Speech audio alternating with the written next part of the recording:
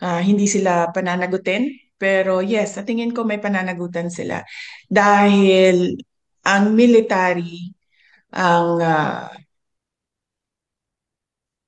protector of the states and national sovereignty. At dagdag pa doon, merong isang unit dyan sa loob ng Armed Forces of the Philippines, itong Presidential Security Command, o dating tawag natin ay Presidential Security Group, masikat sila sa pangalang PSG. Ang trabaho nila ay magprotekta ng mga dating pangulo.